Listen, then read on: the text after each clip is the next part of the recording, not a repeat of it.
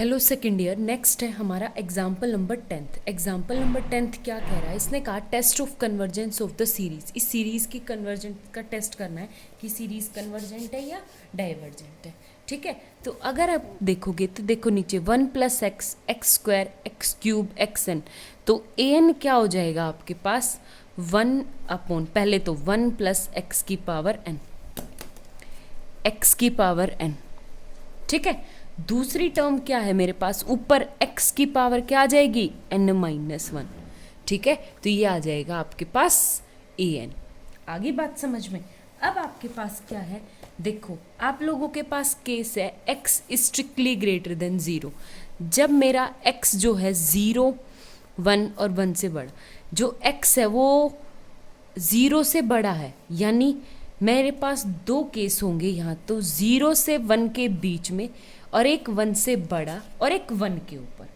ठीक है, तो कितने केस हो गए यहाँ पे आपके पास, 3 केस, 1, 2 एंड 3। क्यों? क्योंकि आपकी जो वैल्यू होती है 0 से 1 के ऊपर, जब x की मैं पावर बढ़ाती जाती हूँ तो वो और छोटा और छोटा और छोटा और छोटा होता जाता है। लेकिन जब मेरा x 1 से बड़ा हो तो वो डाइवर्जेंट की तरफ जाता है। यहाँ पे क्या है, जब वो 1 हो तो तब क्या, ठीक है, तो ये क्या होंगे, इसलिए ये केस इतने अराइज होंगे। अब आपको क्या कर रहा है, सबसे पहले केस फर्स्ट है मेरा, x जो है वो 0 और 1 के बीच में। ठीक है, 0 और 1 के बीच में। आगे बात समझ में। और फिर limit n tends to infinity करूँ x के ऊपर n, तो वो हमेशा क्या आता है 0, यानी जितनी पावर मैं बढ़ाती जाऊंगी उतना वो 0 को अप्रोच करता जाएगा। ठीक है, x की पावर n क्या हो जाएगी 0। और मैं मान के चलूँ लेट, वही इसमें let x bn equal to क्या हो गया मेरा x की पावर n-1, इसको क्या मान के चलूँ bn।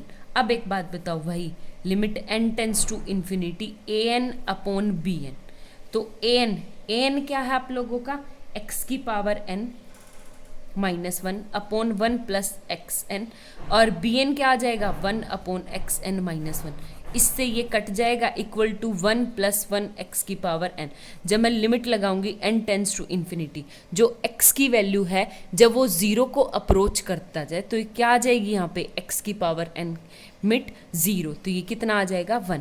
यानी क्या हो गया आपका कि यहाँ पे आपका बिहेवियर किसके ऊपर डिपेंड करेगा, bn के ऊपर। तो ये non zero and finite number आ गया, तो इसका मतलब क्या हो गया कि आपका an और bn का जो बिहेवियर है वो बिल्कुल क्या रहेगा, सेम। ठीक है, बिहेवियर का मतलब ये कन्वर्जेंट होगी तो bn कन्वर्जेंट होगी तो an कन्वर्जेंट होगी, और ये डाइवर्जेंट होगी तो ये डाइवर्जेंट। ठीक है, आगे बात समझ में। अब बात करते हैं series n = 1 to infinity bn की। ठीक है, bn x की पावर n-1, यानी मैं 1 रखूंगी तो 1 - 1 0, यानी 1, +2 रखूंगी तो x + x² + x³ + x4 something ये आता गया। अब एक बात बताओ, जो x, ये तो मेरे पास जीपी बन रही है, और जीपी क्या कहता है कि अगर मेरा x 0 और 1 के बीच में हो तो वो क्या होता है मेरा कन्वर्जेंट। क्या होता है मेरा कन्वर्जेंट, और x तो मेरा 0 और 1 के बीच में ही है, तो ये क्या आ जाएगा, हेंस बाय जीपी सीरीज हमारे पास क्या हो जाएगा कि an इज कन्वर्जेंट ऑल्सो, क्योंकि bn कन्वर्जेंट हो गया और bn के से कंपैरिजन टेस्ट करेंगे तो an भी क्या आ गया आपका कन्वर्जेंट आ गया। आगे बात समझ में। अब उसके बाद है आपके पास केस सेकंड क्या कह रहा है कि अगर x = 1 हो, और x = 1 का मतलब है कि मेरे पास an क्या आ जाएगा, x की इक्वल 1/1 + 1, यानी 1/2, और मैं इसके ऊपर लिमिट लगाऊंगी n tends to infinity, limit n tends to infinity, ये तो 1/2 आया। ये 0 नहीं है, अगर 0 नहीं है, सीक्वेंस की लिमिट 0 नहीं है, तो सीरीज तो कन्वर्जेंट कैसे ही भी नहीं होगी। आगे बात समझ में। तो सीरीज ही कन्वर्जेंट होने के लिए आपकी सीक्वेंस का 0 होना, यानी लिमिट 0 होनी 110% कंपलसरी है। आई ठीक है। उसके बाद है आपका केस थर्ड। केस थर्ड क्या कहता है कि मेरी जो x की वैल्यू है वो स्ट्रिक्टली ग्रेटर देन है 1 से। अगर वो स्ट्रिक्टली ग्रेटर देन 1 से है तो x की पावर n लिमिट लगाऊंगी n टेंस टू इन्फिनिटी, तो वो भी क्या आएगा, इन्फिनिटी। और जैसे आपने उसमें किया था कि जैसे ये हो गया मेरा x, वही सेम x की पावर n-1 मान लो, n-1 और n-1 जैसे हमने फर्स्ट पार्ट में किया था सेम एज इट इज आपका हो जाएगा x की पावर n। ठीक है, ये इसको कैसे करेंगे वो देखो। Limit n tends to infinity x की पावर n/1 प्लस x की पावर n। ठीक है, ये आ गया मेरे पास। मैं क्या करूं, x की पावर n को कॉमन ले लूं, तो ये क्या आ जाएगा मेरे पास, x की पावर n कॉमन लेंगे तो x की power n-1 limit n tends to infinity. और x की ये पता है कौन सा कर रहे हैं कि अगर सीक्वेंस वाले टर्म जीरो नहीं आई ना तो सीरीज कन्वर्जेंट होगी ही नहीं, वो टर्म कर रहे हैं। ठीक है, तो यहाँ से आप x की पावर n कॉमन लोगे तो ये आ जाएगा 1 + 1/x की पावर n। ठीक है, और जैसे ही n इन्फिनिटी की तरफ जाएगा तो 1/∞ 0, तो ये टर्म क्या आ जाएगी आपके पास 0। तो x की पावर n से 1 क्या आ गया x, और 1/x आ गया। 1/x का मतलब ये क्या आ गया, 1/x आपका 0 तो है नहीं, अगर 0 नहीं है ये 0 तो कहीं पे बन ही नहीं सकता, 0 नहीं बन सकता है तो इसका मतलब नॉन ज़ीरो नंबर आ गया। जब मेरी सीक्वेंस के ऊपर लिमिट नॉन ज़ीरो आ गई तो सीरीज तो कन्वर्जेंट कैसे ही नहीं हो सकती। आई बात समझ में, कंसेप्ट समझ आया? इसके बेस्ड आपने एग्जाम्पल ट्राई करना, बुक में बहुत अच्छे अच्छे एग्जाम्पल है। ठीक है, आई थिंक आपको समझ आ गया होगा ये। इससे आगे मैं इसकी नेक्स्ट क्वेश्चन करवाती हूँ, 9th वाला देखो आप। देखो नेक्स्ट है आप लोगों का 9th एग्जाम्पल है। आपको क्या दे रखा है कि series an is convergent. Series an जो है वो कन्वर्जेंट है। ठीक है, अगर सीरीज an कन्वर्जेंट है तो हमें प्रूव करना है an/1 + an। इसका सेकंड पार्ट है, यहाँ पे आपका माइनस आ जाएगा, वो आपको खुद ट्राई करना है। ठीक है, तो कैसे करेंगे वो चीज़ देखो। अगर सीरीज an कन्वर्जेंट है, यहाँ पे लिखो if series an is convergent. ठीक है, शॉर्ट फॉर्म में लिख देती हूँ मैं। देन दिस मस्ट बी कि लिमिट में लगाऊंगी n tends to infinity an के ऊपर, तो वो क्या आएगी मेरी, हमेशा 0। ठीक है, थ्योरम हमें पता है कि अगर मैं लिमिट लगाऊंगी इसके ऊपर तो वो हमेशा क्या आएगी आपकी 0। आगे बात समझ में? तो अब एक बात बताओ, मैं मान लूं कि लेट bn इक्वल टू ये वाली सीरीज an तो मेरे पास है, bn नाम दे दूं an/1 + an। ठीक है, इसका रेसिप्रोकल करूंगी तो ये क्या आ गया, उल्टा an को नीचे ले आऊं। ठीक है, यहाँ से पहले तो ये करूं bn/an इक्वल टू 1/1 + an। जब इसमें इसको उल्टा लेके आऊंगी तो ये आ गया मेरा an/bn इक्वल टू 1 + an। ठीक है, अब मैंने लिमिट लगाई, limit n tends to infinity, ये क्या आ गया, limit n tends to infinity an के ऊपर लिमिट लगाऊंगी तो इक्वल टू 0। क्या आ गया आपके पास, 0। तो यहाँ से क्या आ गया आपके पास, सिर्फ 1। ठीक है, और 1 का मतलब है कि नॉन ज़ीरो फाइनाइट नंबर है। ठीक है, कौन सा नंबर है, फाइनाइट नंबर। अगर मेरे पास ये नॉन ज़ीरो फाइनाइट नंबर आ जाता है तो an और bn का बिहेवियर जो होता है वो बिल्कुल क्या होता है, सेम।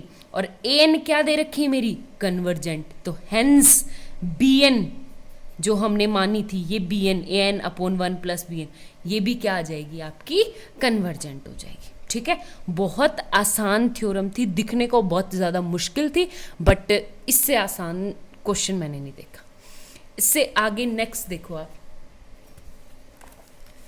देखो क्लास नेक्स्ट है आप लोगों के पास एग्जाम्पल नंबर 10 है। एग्जाम्पल नंबर 10 क्या कह रहा है, ये एक तरह से आपकी थ्योरम है। इसने कहा कि अगर मेरे पास सीरीज an, ये है मेरे पास सीरीज an, ठीक है, सीरीज an इज कन्वर्जेंट, कि सीरीज an जो है वो कन्वर्जेंट है एंड हमें प्रूव करना है कि सीरीज ए एन स्क्वायर, अगर मैं इसका स्क्वायर कर दूंगी तो वो भी क्या होगी, कन्वर्जेंट होगी। ठीक है, पहले तो ये प्रूव करना है, सेकंड पार्ट हम बाद में देखते हैं ये कैसे प्रूव करेंगे। अब एक बात बताओ, सबसे पहले क्या है कि अगर series a n is convergent, अगर सीरीज मेरे पास, मैं इस समेशन लगाऊं तो इसका मतलब सीरीज है, बार बार ऐसा ना लिखना पड़े n equal to 1 to infinity, आप इतने तो समझदार हुई। तो series a n is convergent, अगर सीरीज ए एन कन्वर्जेंट है तो आपके पास क्या होगी, limit n tends to infinity a n equal to क्या होगा, जीरो, जीरो एग्जिस्ट करेगा।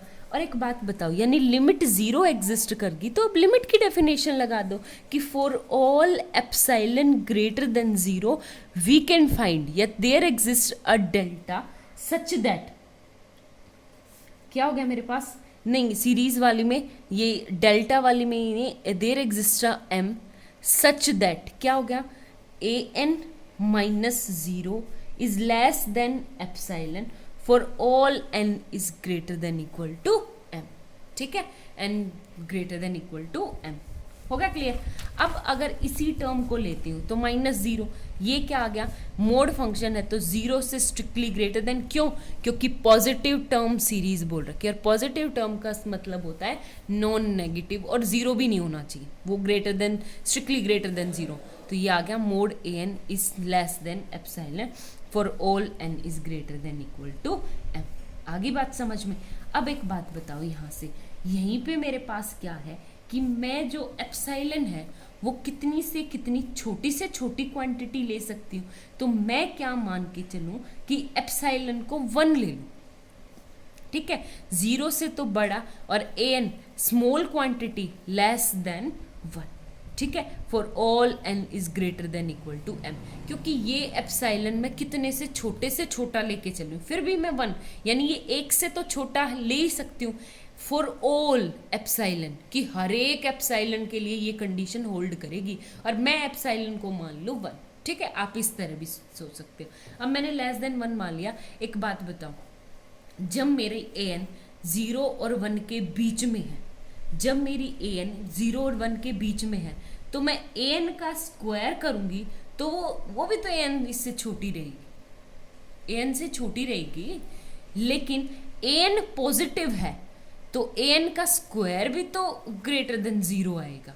ठीक है, तो mode square real number line पे तो मोड फंक्शन होगा, तो आपके पास यहां से क्या आ जाएगा कि मोड ए एन स्क्वायर यहां से आ गया। अब एक बात बताओ, अगर बड़े वाली कन्वर्जेंट है तो उससे छोटे वाली तो ऑटोमेटिकली कन्वर्जेंट होगी। ठीक है, तो ये क्या आ गया, हेंस आपके पास क्या आ गया, A N square is also a convergent sequence. ठीक है, कन्वर्जेंट सीक्वेंस। अब एक बात बताओ, इसने कहा is the converse is true, क्या इसका कन्वर्स ट्रू है, अगर नहीं तो शो बाय द एग्जाम्पल, हमें एक ऐसा एग्जाम्पल दिखाना। सबसे बेसिक एग्जाम्पल है ए एन, मान लो आप summation a n equal to summation 1 by n. ठीक है, और ए एन स्क्वायर क्या आ गया, equal to 1 by n square. ये क्या है, 1 बाई एन स्क्वायर कन्वर्जेंट है by p series test, by p series test 1 by n square क्या है, कन्वर्जेंट, बट ए एन तो कन्वर्जेंट नहीं है तो इसका कन्वर्स ट्रू नहीं है। आगे बात समझ में।